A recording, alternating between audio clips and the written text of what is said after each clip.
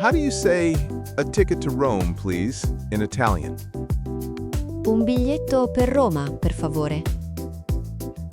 How do you say which platform in Italian?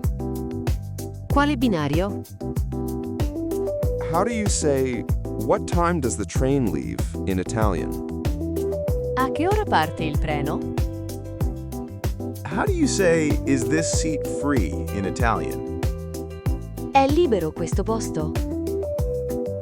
How do you say, does this train stop in Florence in Italian? Questo treno ferma a Firenze?